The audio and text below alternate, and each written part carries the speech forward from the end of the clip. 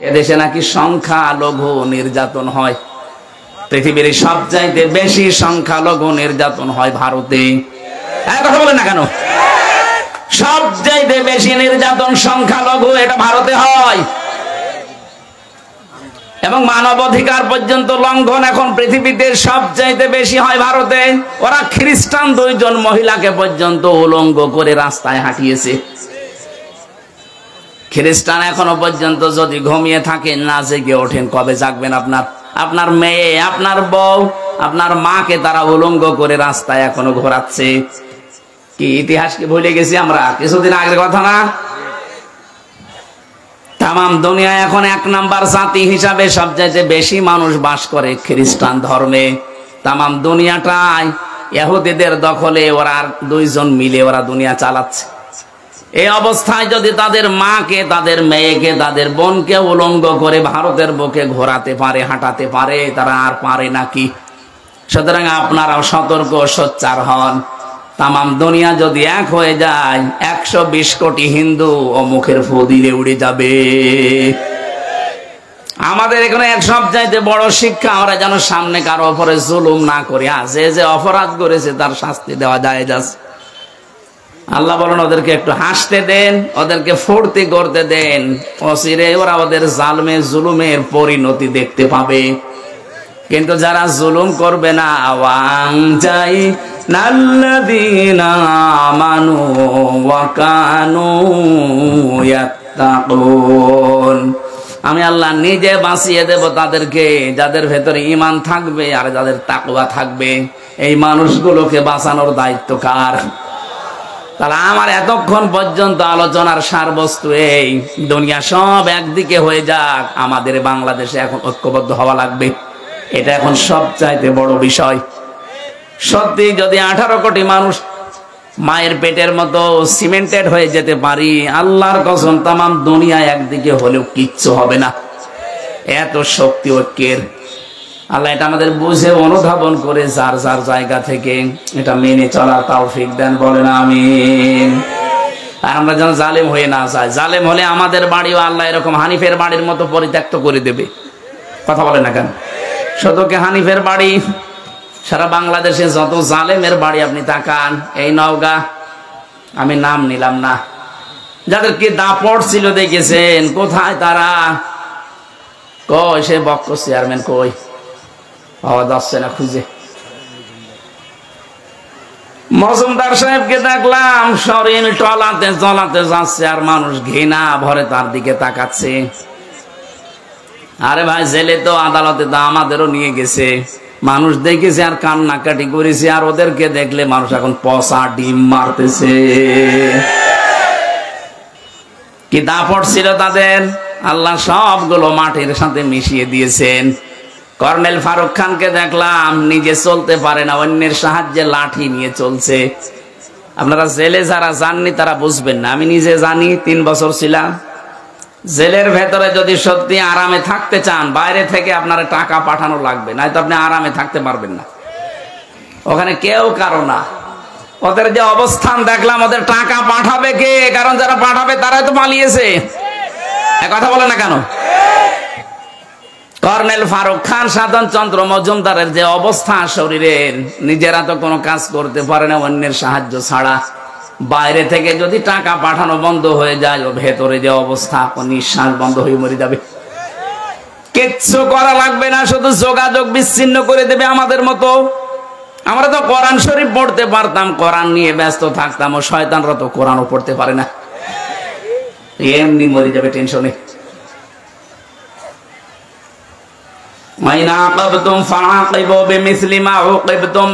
কিছু করি না, যতটুকু করেছো অতটুকু যদি করি বাঁচতে পারবা না, এমনি নিঃশ্বাস বন্ধ হয়ে মারা যাবা।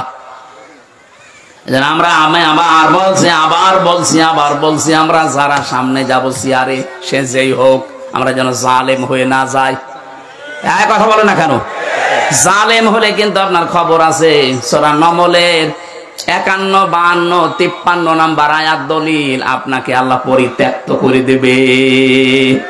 সে আল্লাহ এখন আর নেই, একটু মুরব্বী হয়ে গেছে, একটু চোখে কম দেখে।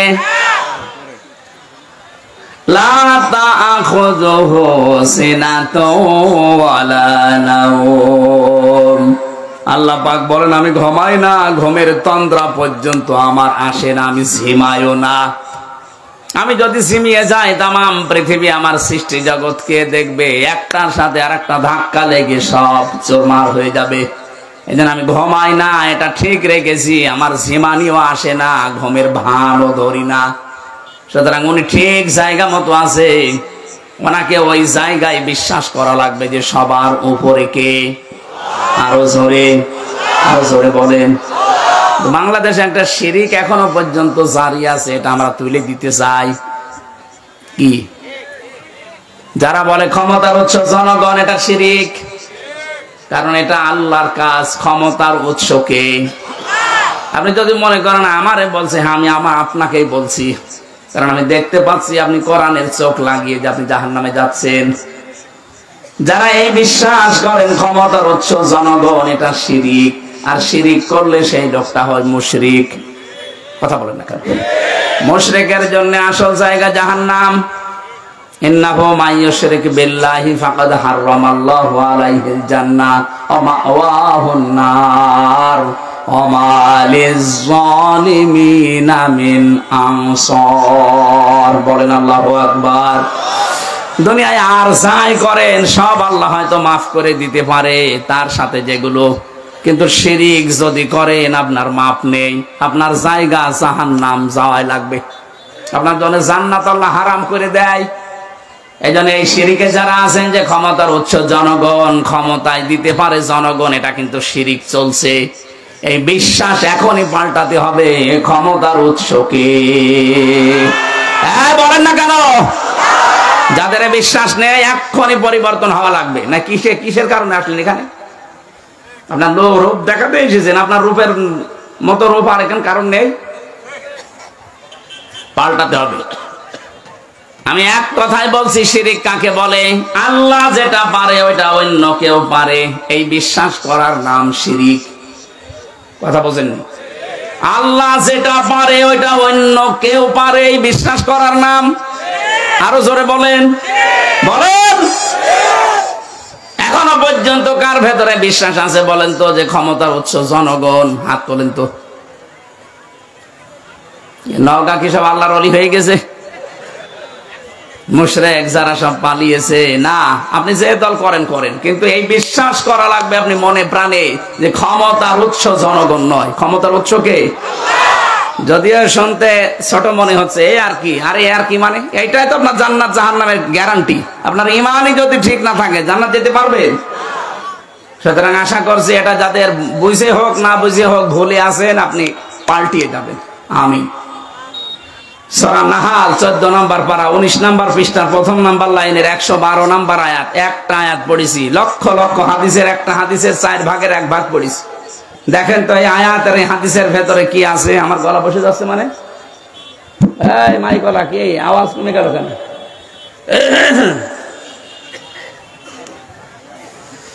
জবান ছেড়ে কোরআনের সোনালী আয়াত আগে একবার একটু পড়েন। আউযু বিল্লাহি মিনাশ শাইতানির রাজিম। বিসমিল্লাহির রহমানির রহিম। وضرب الله مثلا قرية كانت آمنة مطمئنة إلى آخر آية। কোন সূরা বললাম যেন?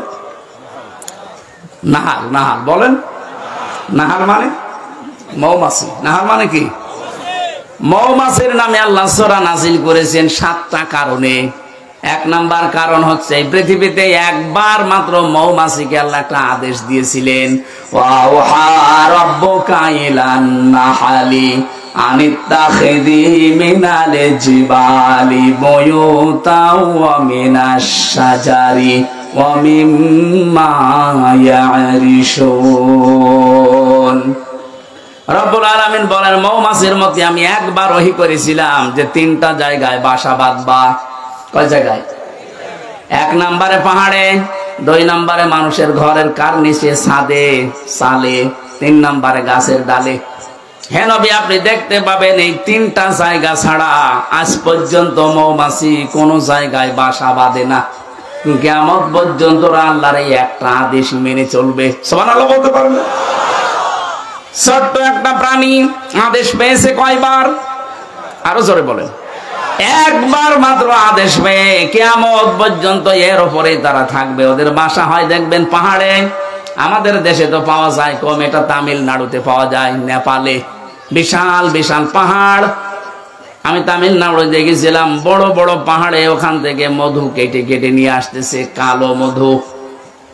2 নম্বরে আপনি গাছের ডালে দেখতে পাবেন, সুন্দরবনে যান, খুলনাতে দেখেন মধু কিভাবে হয় গাছের ডালে। 3 নম্বরে মানুষের ঘরের চালে, ছাদে, এই কার্নিশে, দেওয়ালে। একটা আদেশ পেয়ে যদি ওরা কিয়ামত পর্যন্ত এর উপরে অটুট থাকতে পারে, আমাদেরকে আল্লাহ একটা নয় কোরআনে 500 আদেশ দিয়েছেন। কয়টা বলেন বলেন? একটাও আপনি মানেন না। মৌমাছির চাইতেও আপনি নিকৃষ্ট হয়ে গেছেন। ওদের একটা আদেশ দিয়ে যদি কিয়ামত পর্যন্ত বিপরীত না হয়, ব্যত্যয় না ঘটে, কি করেন আপনি? আপনার বিবেক কি মরে গেছে? 500টা আদেশ পেলেন, একটাও মানেন না। সম্মানিত মা বোন যারা এসেছেন, আপনাদেরকে আল্লাহ যে আদেশ দিয়েছেন, সবচাইতে বড় আদেশ আপনার জীবনের জন্য পর্দা। অথচ অধিকাংশ পরিবারে যেটা নফল নেই, মোবা হয়ে গেছে। পর্দা আছে শুধু টিভির পর্দা, আর জানালার পর্দা, আর দরজার পর্দা। ওদের যেখানে পর্দা থাকার দরকার ওখানে পর্দা নেই। কথা বলেন না কেন? মেয়ে লোক কিভাবে আওয়াজ করবে, কতটুকু জোরে আওয়াজ করে কথা বলবে, এ আওয়াজ পর্যন্ত আল্লাহ কোড করে দিয়েছেন যে এই স্তরে তাদের আওয়াজ হবে এবং এইভাবে তারা কথা বলবে মানুষের সাথে। মেয়েরা যারা এসেছেন, আপনাদেরকে আমি একটু শুধু ইঙ্গিত দিয়ে এটা দিয়ে, সূরা আহজাব 22 নম্বর পারা 1ম নম্বর পৃষ্ঠা 3 নম্বর লাইনের 32 নম্বর আয়াত, তাফসিরে খাজিনের ভেতরে আছে। ইয়া নিসান নাবিয়্যি লাস্তুন্না কাআহাদিম মিনান নিসাই ইত্তাকাইতুন্না ফালা তাখদানা বিল কওলি ফায়াকমাল্লাযী ফী কলবিহি মারাদু ওয়া কুলনা কাওলাম মা'রুফা। আল্লাহ নবীর স্ত্রীদেরকে ডাক দিয়ে তামাম দুনিয়ার মেয়েদেরকে শিক্ষা দিচ্ছেন। হে নবীর স্ত্রীরা, এই ভালো করে শোনেন, হে নবীর স্ত্রীরা, যদি পর্দার আড়াল থেকে, হেজাবের উপর থেকে কারো সাথে কথা বলতে চান, কথা বলবেন সঠিক কথা, মিথ্যা কথা বলবেন না, কিন্তু ভাষা হবে রুক্ষ সূক্ষ্ম। এখানে কি পেলেন? নবীর স্ত্রীদেরকে আমরা উম্মতেরা মা বলে ডাকি। মায়ের সাথে সন্তান যত খারাপ হোক, খারাপ আচরণ বলতে জেনা এই পর্যায়ে যেতে পারে। যত খারাপ সন্তান হোক, অন্তত মায়ের সাথে কল্পনাও করে না।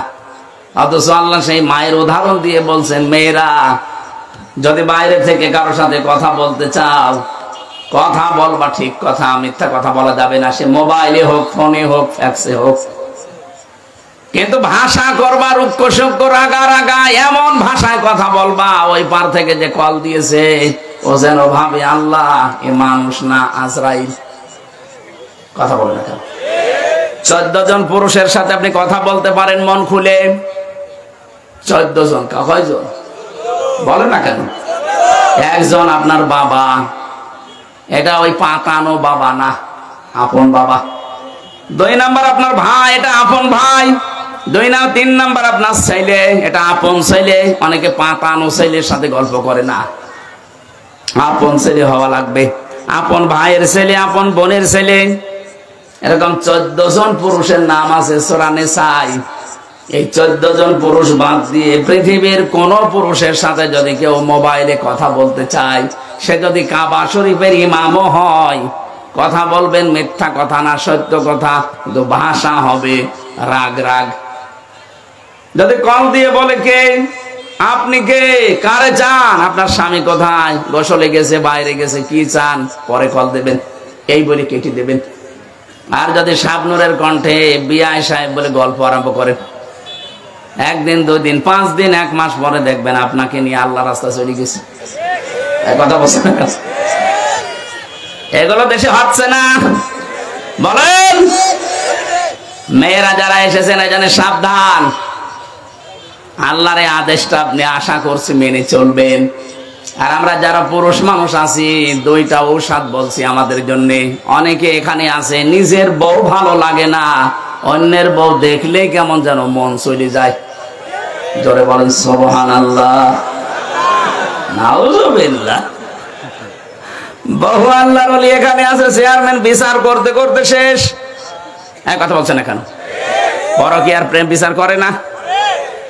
এর বউ ওর সাথে, ওর বউ ওর সাথে, মনে হচ্ছে খালা তো ভাইয়ের সাথে বেড়াতে যাচ্ছে। না, এখানে 2টা ঔষধ আল্লাহর নবী আমাদেরকে দিয়েছেন আল্লাহর কোরআনে কারিমে সূরা নূর 30 নম্বর আয়াত। আমরা যারা আছি নিজের স্ত্রীকে আর ভালো লাগে না, বলে এক জিনিস আর কতদিন, ওই মহিলাও যদি বলে এক জিনিস আর কতদিন, কথা বলছে না কেন? এই রোগের জন্য শয়তান দায়ী, ও আমাদেরকে ওয়াসওয়াসা দেয়। এটার জন্য বাঁচতে হলে কয়েকটা বিষয়, বিশেষ করে 2টা ঔষধ এখন থেকে খাওয়া লাগবে। একটা হোমিওপ্যাথি, একটা অ্যালোপ্যাথি। হ্যাঁ, কোরআনে কারিমে সূরা নূর কত নাম্বার আয়াত বললাম? 30। বলেন বলেন।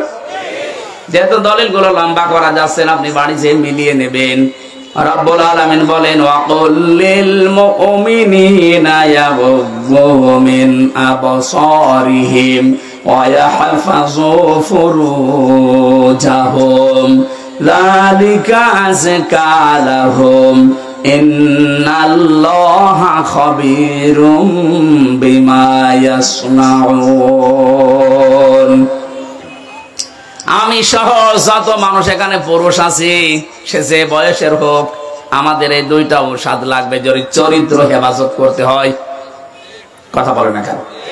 আল্লাহ বলেন মুমিন পুরুষেরা, আপনি বলেন তাদেরকে তারা যেন পরনারী দেখলেই চোখ নিম্নগামী করে রাখে, 2 নম্বরে লজ্জা স্থানের হেফাজত করে।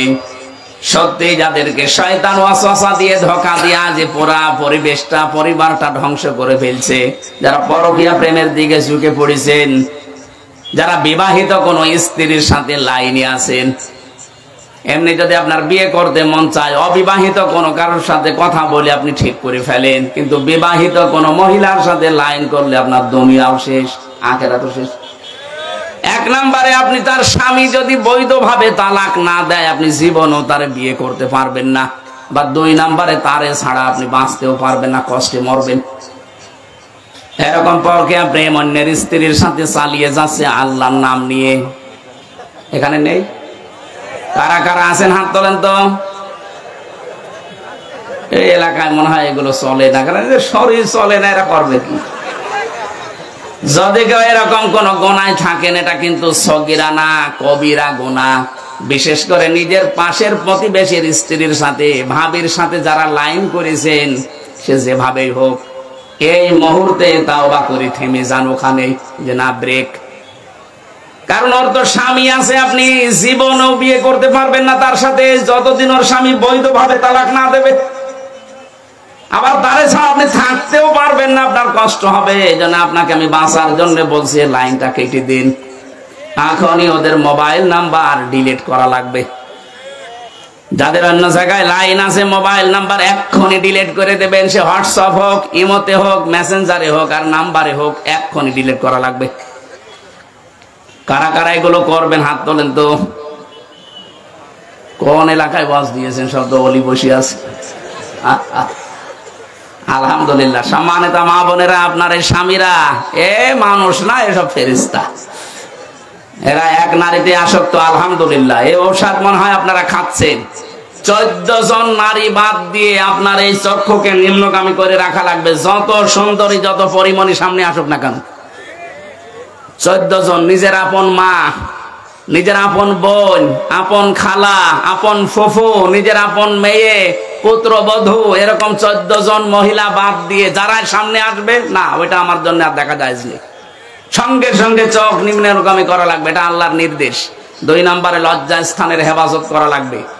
ভারত বহু চেষ্টা চালিয়েছিল পিন আপ করা পত্রিকা, আকাশ সংস্কৃতির নামে বিভিন্ন উলঙ্গ অর্ধ উলঙ্গ ছবি, সিনেমা, থিয়েটার দিয়ে আমাদের লজ্জাস্থান যেন ধ্বংস হয়ে যায়, পারে নাই।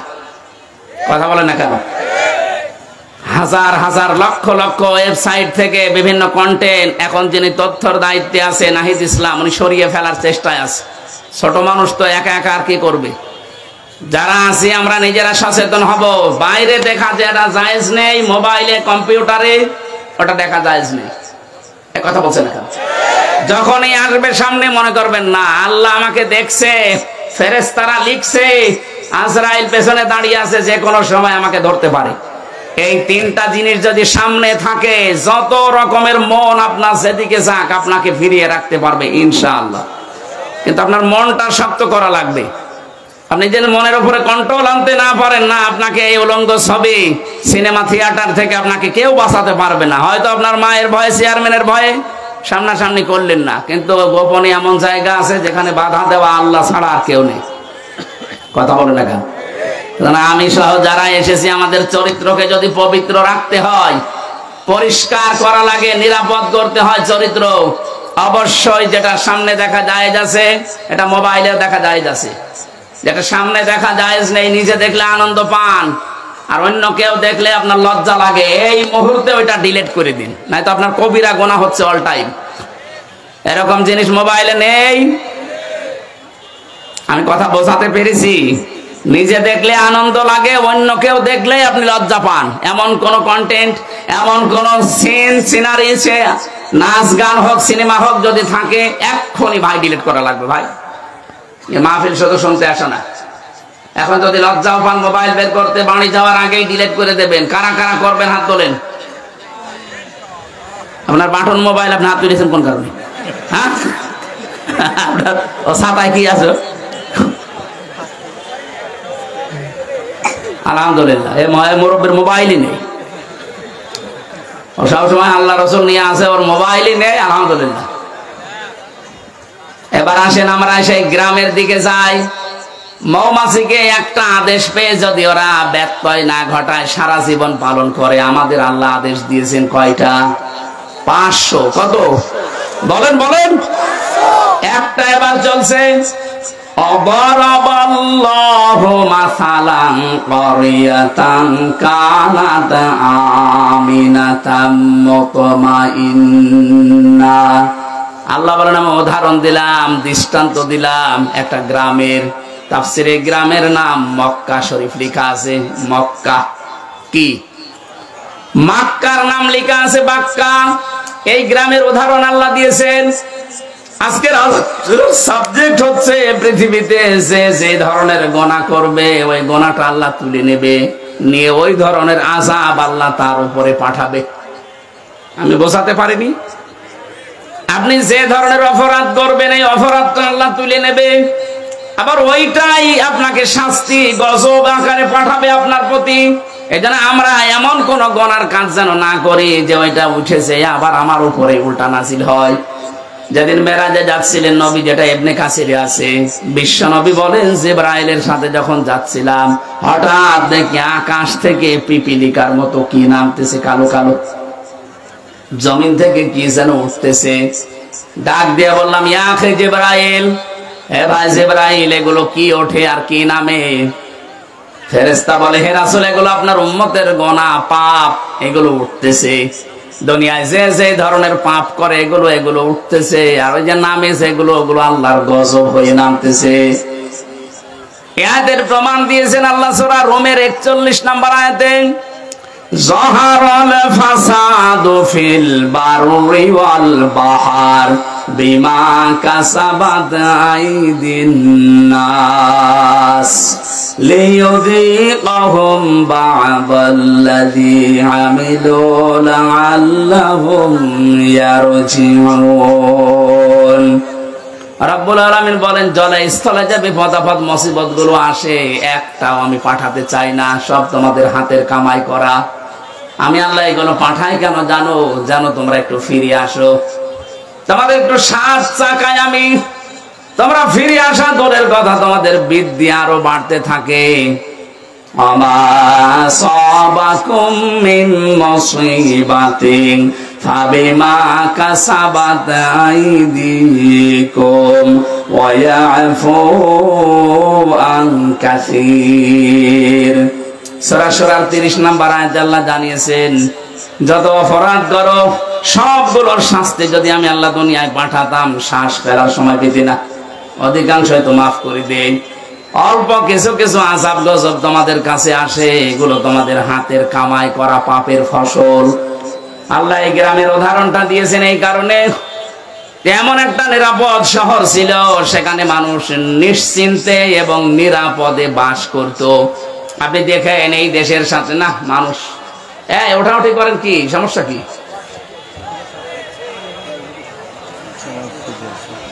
না, আপনাদের জোর করে শোনানোর নিয়ম নেই আমার। আপনার শুনতে মনে চাইলেন, না হলে আমি মোনাজাত করে দেব।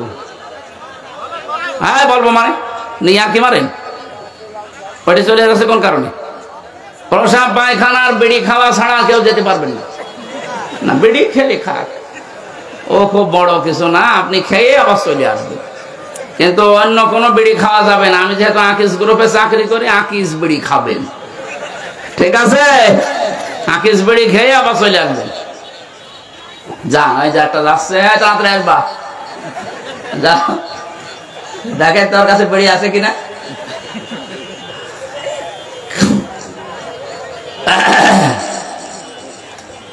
নওগাঁবাসী, আমি যেটা বোঝাতে চাচ্ছিলাম, 1947 সালের দিকে আপনি তাকান, এ দেশটা একটা নিরাপদ জায়গায় কিন্তু ছিল।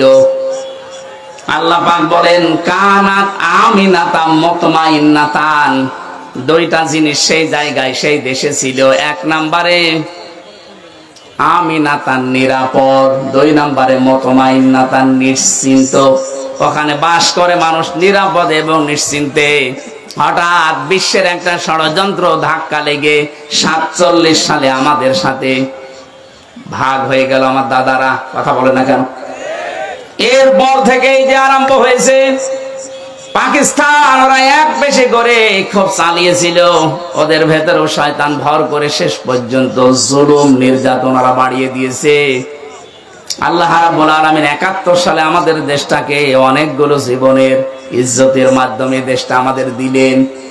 রাব্বুল আলামিন বলেন, ইয়াতিহা রিজকুহা রাগাদাম মিন কুল্লি মাকান, তাদের কাছে রিজিক আসতো, জীবন উপকরণ আসতো বিভিন্ন সাইড দিয়ে। এখানে আমি সাইডের কথা তাফসিরে পেয়েছি, ইয়েমেন, সিরিয়া, আশপাশে যে দেশগুলো আছে, ওখান থেকে আল্লাহ ব্যবসায়িক মাধ্যমে বিভিন্ন কায়দায় তাদের কাছে মাল, জীবন উপকরণ বলতে যা লাগে সব পাঠাতেন রিজিক হিসাবে। আমাদের কাছেও বেশ আসছিল সারা বিশ্বের 257টা রাষ্ট্র এখন পৃথিবীতে। 47-এর আগের ইতিহাস একটু পড়ে এনে দেশটা কিন্তু ভালোই চলছিল। ফাঁকা ফারাত বিআনউমিল্লাহ, আল্লাহ বলেন ওরা যখন আমার নিয়ামতের সাথে কুফরি করলো। এখানে নিয়ামতের 2টা বর্ণনা আছে। 1 নম্বরে আসল নিয়ামত হচ্ছে আল্লাহর বিধান, 2 নম্বরের নিয়ামতের নাম মুহাম্মাদুর রাসূলুল্লাহ। ওরা যখন বিভিন্ন উপকরণ রিজিক পাওয়ার পরও আমার পাঠানো বিধান এবং আমার রাসূলের সাথে কুফরি করা আরম্ভ করেছে, আমি আল্লাহ তাদের পোশাক পরিয়ে দিয়েছি মজা চাকানোর জন্য। লিবাসাল জুই ওয়াল খাউফি, 1 নম্বরে ক্ষুধা দারিদ্রে, 2 নম্বরে ভয়। এই যে দুর্ভিক্ষের পোশাক, ক্ষুধার পোশাক এবং ভয়ের পোশাক পরিয়েছিলাম, বিমা কানু ইয়াসনাউন, তারা যা করতো এর কারণে। এবার আসেন আমরা এই দেশের সাথে আজটা মিলে, এটা তো মক্কা শরীফের সাথে। ওই জামানায় যখন আল্লাহর বিধান ওরা মানে নাই, আল্লাহর পাঠানো নিয়ামত রাসূলুল্লাহ, লাকাদ মান্নাল্লাহু আলাল মুমিনিনা, পৃথিবীতে আল্লাহর নবী মুমিনদের জন্য একটা নিয়ামত। একটা কি? এই নিয়ামতকে ওরা না মেনে যখন জুলুম, অত্যাচার, নির্যাতন এমনকি দেশ থেকে তাড়িয়ে দিয়েছে। এখন তো নবী নেই, নবীর ওয়ারিস আছে। এই 15.5 বছরে নবীর ওয়ারিসদের সাথে আপনি যা করেছেন, এই কারণে এই বিপদগুলো আল্লাহ দিয়েছে। দুর্ভিক্ষ বলেন, ভয় বলেন, এই যে এখন বিভিন্ন ষড়যন্ত্রের ভয় চলছে, এগুলো সব আলেমদের সাথে খারাপ ব্যবহারের পরিণাম। ওই জামানায় তারা নবীর সাথে করেছিল, এই জামানায় নবীর ওয়ারিসদের সাথে করছে। কি করেছেন বলেন তো 15.5 বছরে? বিশেষ করে অন্য জাতি বাদ দিলাম, আলেমদের সাথে আমি ছোট হয়ে খাটো হয়ে যাই হয়ে আমার নামের আগে একটা আলেম লেখা আছে। কোন কারণে এরকম আচরণ করলেন আপনারা? 11 ঘন্টা আমার টাঙিয়ে রাখলেন, 11 ঘন্টা মাথায় দড়ি দিয়ে আপনি টাঙিয়ে রাখলেন। আমার শরীর চলে না, পায়ে ডান্ডা বেড়ে দিয়ে, পেছনে হাত হ্যান্ডকাপ দিয়ে বেঁধে, অথচ কিছুই করে নাই। নিজেরাই বলছিল যে আপনার কোনো দোষ নেই, আমরা জানি, এগুলো করেন কেন? করলেন, এরপরে জেলে দিয়ে দিলেন। যদি জেলখানায় যারা যায় ওরকম থাকতাম আমার কিছুই হইতো না।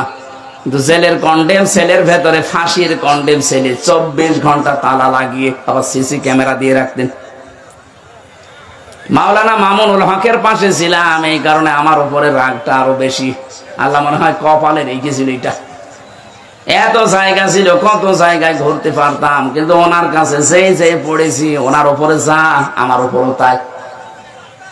হাসিনার যেহেতু রাগ ছিল ওনার উপরে, ওর পাশাপাশি থেকেছি, নামে নামে জমে টানে, ওর পাশে থেকে আমার ঝামেলা বেশি হয়েছে। কিন্তু লোকটা ভালো মানুষ, বাবা ভালো, লোকটাও ভালো। আমি 3 বছর তার কাছে ছিলাম এক ঘরে। সত্যি কথা বলছে যে কোরআন শরীফ সামনে নিয়ে, লোকটা ভালো মানুষ। আমি সাক্ষী দিচ্ছি যে মামলাগুলো তার নামে মিথ্যা দিয়েছেন, তার স্ত্রীর নাম নিয়ে, সবগুলো বানোয়াট। এগুলো প্রতিহিংসার কারণে যারা দিয়েছিলেন, আল্লাহ এখন তাদের নামে এরকম ধর্ষণ মামলা দিচ্ছে। দেখেন তার বিরুদ্ধে যারা ছিল, আল্লামা সাইদির বিরুদ্ধে যারা ছিল, সবার চরিত্র এখন জাতির কাছে প্রকাশ হয়ে যাচ্ছে। যাদের চরিত্র যাই থাকে, এদের চরিত্র কি গো? এ তো শয়তানও এত নিচে নামে না, অন্যের বউ নিয়ে আল্লাহু আকবার বলে চালাচ্ছে। এই যে দরবেশ, দরবেশের যে দ্বিতীয় বউটা, এটা কার বউ? এক ব্যবসায়ী বউ। একটা স্বামী যদি ভালোভাবে কোন স্ত্রীকে তালাক না দেয়, কেউ যদি জোর করে কারো বউ নিয়ে সংসার করে, যতদিন সংসার করবে জেনা করবে। এক কথা বলে না কেন? একটা হাদিস শোনেন, এটা হযরতে আনাস থেকে বর্ণিত। বিশ্ব নবী জানিয়েছেন 3টি বস্তু মুমিনের চারিত্রিক গুণাবলীর অন্তর্ভুক্ত। যারা আমরা ঈমানদার দাবি করি, এই চরিত্র আমাদের মাস্ট বি লাগবে। 1 নম্বরে, সে যদি রাগান্বিত হয়, ক্রোধান্বিত হয়, তাহলে ক্রোধের সময়, রাগের সময় কোনো অবৈধ অন্যায় কাজের সিদ্ধান্ত সে নিতে পারে না। অথচ দেখেন এই 15.5 বছরে একটা মহিলা যত সিদ্ধান্ত নিয়েছে সব রাগ করে নিয়েছে। আলেমদের প্রতি বলেন, জালেমদের প্রতি বলেন, যাই করেছে সব একক সিদ্ধান্তে রাগ করে করেছে। এটা মুমিনের চরিত্র না। এই চরিত্র যদি কেউ অর্জন করে, যে রাগের সময় যা হয়, রাগের সময় সিদ্ধান্ত নেয়। এখানে যারা স্বামী আছেন, আমি সহ, রাগ হলে স্ত্রীর সাথে কোনো ঝামেলায় জড়াবেন না। কথা কাটাকাটি করা, মোবাইলে গালি দেওয়া, সব বন্ধ। দরকারে মোবাইলের সিম বন্ধ করে রাখবেন। 24 ঘন্টা এভাবে পার করেন, শয়তান আপনার থেকে ধোঁকা সরিয়ে নেবে। কিন্তু রাগের সময় শয়তান কিন্তু ধোঁকা দিয়ে বোকা বানিয়ে ফেলে। কথা বলে না কেন? উনি এসে এক সিদ্ধান্ত এককভাবে নিয়েছেন এই 15.5 বছর, আর আলেমদের প্রতি যে সিদ্ধান্ত নিয়েছেন সবগুলো রাগ করে। 2 নম্বরে, যখন সে খুশি হয়, তখন সে খুশি হয়ে তাকে হকের সীমা লঙ্ঘন সে করতে পারে না। আজ আমরা যারা বিজয় পেয়ে আনন্দে আছি, খুশি আছি, আমরা যেন হকের যে সীমানা এটা পাল্টিয়ে না ফেলি। আগস্টের 5 তারিখের পর থেকে অনেকে খুশির ঠেলায় আনন্দে চাঁদাবাজি আরম্ভ করেছে। কথা বোঝে নাকি? আন্দাজে ঠিক বলে। খুশি হয়েছেন, কিন্তু হকের সীমা লঙ্ঘন করা যাবে না। হ্যাঁ, আপনি অত্যাচারিত হয়েছিলেন, ঠিক আছে, কিন্তু ওটা তো আপনি আল্লাহর উপরে ছেড়ে দিয়েছেন। 3 নম্বরে, অপরের জিনিস তার উপর আপনার কোনো অধিকার নেই, ক্ষমতা থাকা সত্ত্বেও সেখানে হস্তক্ষেপ করা যাবে না। বাইহাকি শরীফের হাদিস। অন্যের বউ, এটা কি আপনার অধিকার আছে? কথা বলে না কেন? অথচ দরবেশ অন্যের একজন বউ, ওকে টক শোতে ডাক দিয়েছিল। ওর নিজের কোনো অধিকার নেই, কিন্তু ক্ষমতা খাটিয়ে তার বউকে জোর করে নিয়ে আল্লাহর রাস্তায় সংসার করছে। এরকম বহু মানুষের চরিত্র এখন ধরা পড়ছে। কথা বলেন না কেন? এই যে মুমিনের ভেতরে 3টা গুণ থাকতে পারে না। আল্লাহ আমাদেরকে যেন এই হাদিসটা মেনে চলার তৌফিক দেন, বলেন আমিন। রাগের সময় সিদ্ধান্ত নেবেন না, কোন বিষয় পেয়ে খুশি হলে সীমা লঙ্ঘন করবেন না। তিন নম্বরে যার উপরে আপনার অধিকার নেই, এটা জোর করে ক্ষমতা খাটিয়ে অধিকার আদায় করবেন না। আল্লাহ রাব্বুল আলামিন বলেন, আমার নবীর উপরে, আমার বিধানের উপরে ওই মানুষগুলো হস্তক্ষেপ করেছিল, কুফরি করেছিল, ফাকা ফারাত বিআনউমিল্লাহ। এই জন্য এমন পোশাক তাদেরকে পরিয়ে দিয়েছি, মজা সাকাতে লিবাসাল জুই ওয়াল খাউফি। এক নম্বরে ক্ষুধার পোশাক, দুই নম্বরে ভয়ের পোশাক। তাফসিরে ইবনে কাসিরের ভেতরে দুইটা শব্দের খুব ব্যাখ্যা, প্রায় 27টা ব্যাখ্যা দেওয়া আছে। আমাদের যতটুকু সময় নিয়েছিলাম আমার মনে হয় সময় কভার করবে না। রাতের বেলা কোথায় আছে? হ্যাঁ, নওগাঁ আছে রাতের বেলা। এখান থেকে কয় কিলো হবে? এই আয়াতের পরবর্তী যে শব্দগুলো লিবাসাল জুর ওয়াল খাউফ, এই দুইটা শব্দের ব্যাখ্যা করব। যদি ওখানে আমি রাত কয়টায় চলবে? 8টায়। আমি 8টায় উঠবো নওগাঁয়। সময় যদি পান ওখানে যান। আজকের মতো আর বলছি না। আমিন, আল্লাহুম্মা আমিন। লা ইলাহা ইল্লা আনতা সুবহানাকা ইন্নী কুনতু মিনাজ জালিমিন। ও মাবুদ, যেভাবে আরম্ভ করেছিলাম, আমরা যদি এখনো 2-3 ঘন্টা বলতাম কেউ চলে যেত না। কোরআনে কারীম শোনার জন্য মানুষগুলো এত পাগল।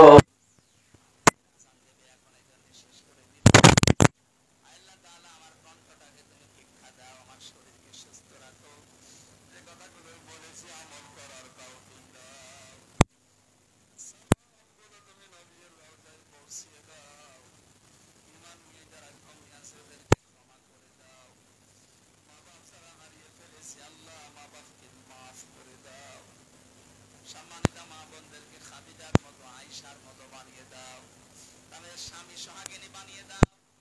যাদের পরিবারে অশান্তি আছে আল্লাহ